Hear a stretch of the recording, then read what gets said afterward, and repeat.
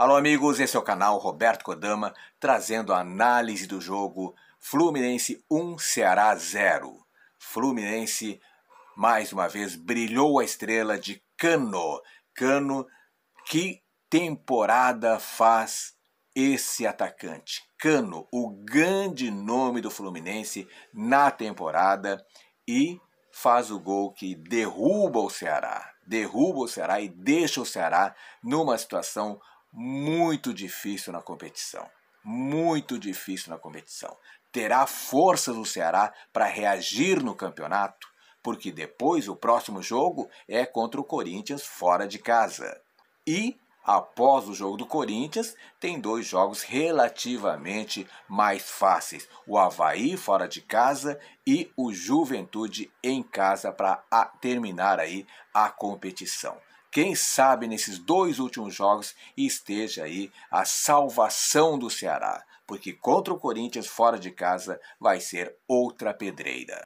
E com essa vitória o Fluminense garantiu a sua presença na Copa Libertadores da América de 2023. Pelo menos na parte da pré-Libertadores o Fluminense já está garantido. E muito se deve a Germán Cano, jogador que fez muitos gols pelo Fluminense, deu muitas vitórias para o Fluminense. Com o resultado positivo, o time das Laranjeiras foi a 61 pontos, ficando no G4. Vale ressaltar que após os títulos do Flamengo na Libertadores e na Copa do Brasil, os 8 primeiros colocados garantem vaga na competição continental no ano que vem por meio do Brasileirão. Já o Vozão permanece com 34 pontos e vê a situação ficar ainda mais complicada na competição. E o grande nome do jogo, não poderia ser diferente, foi Cano, Germán Cano, grande nome do Fluminense na temporada. Cano abriu o placar e chegou a 39 gols. Que temporada que faz esse atacante do Fluminense. Assim, ele igualou inclusive a marca de Magno Alves, que fez 39 em 2002, até então o maior artilheiro do tricolor em uma temporada neste século. Tá aí, Germán Cano fazendo história no Fluminense. O argentino, que ao longo deste ano superou jogadores como Washington, que fez 37 gols em 2008, e o Fred, isso mesmo, o artilheiro Fred, que fez 34 em 2011. Além disso, chegou aos 21 gols no atual Brasileirão e igualou o colombiano Aristizábal. Você se lembra do Aristizábal, que obteve a marca em 2003 como o maior artilheiro estrangeiro da competição em uma única edição nos pontos corridos. Agora, quem foi mal, quem ficou devendo, principalmente pelo cartão, foi o Kleber, jogador que foi expulso e deixou o Ceará em maus lençóis, tendo que o técnico Juca Antonello mudar totalmente a estratégia do Ceará. Mais um jogador expulso, mais um jogador que leva cartão no Ceará, que já está se tornando rotina na temporada. O atacante, inclusive, vinha sendo um dos mais participativos no Ceará, ajudando na transição ao ataque, mas recebeu um cartão amarelo cedo e acabou expulso no segundo tempo após lance em que tentou recuperar a bola. Juca Antonello deveria ter tirado o jogador, que já estava amarelado. Com um a menos, o Vozão teve de mudar todo o estilo de jogo. O Ceará, que foi a campo no início com o esquema 4-5-1, pressionando a saída de bola do Fluminense e tirando um pouquinho o clube carioca da zona de conforto. O Ceará até conseguiu criar algumas oportunidades, mas deixava aberto a sua parte defensiva, deixava espaços na marcação, o que tornava o Fluminense um alvo perigoso. No segundo tempo, o técnico que agora é permanente no Ceará, o Juca Antonello, que substituiu inclusive o Lúcio Gonzalez, que foi demitido na sexta-feira, dizem que em comum acordo, né?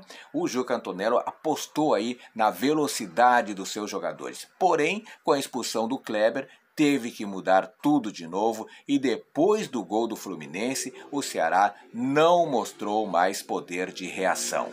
O Fluminense manteve a estrutura dos últimos jogos. Fernando Diniz aposta muito no ritmo e na dinâmica que dá o Ganso Paulo Henrique Ganso, que é o maestro desse time, além de André, Martinelli e Iago, que completam o meio de campo do clube carioca. O time iniciou com uma certa dificuldade, mas logo achou espaço e começou a criar chances de gol, principalmente com o seu destaque maior, que foi Germancano. E com a expulsão de Kleber no segundo tempo, o Fluminense tomou conta do jogo, criou grandes oportunidades, inclusive foi depois desse lance que aconteceu o gol de Cano, o que tornou tudo mais fácil para o Fluminense. Falando do jogo propriamente dito, o Ceará começou aí pressionando a saída de bola do Fluminense, conseguiu criar algumas oportunidades, mas com o andamento do primeiro tempo,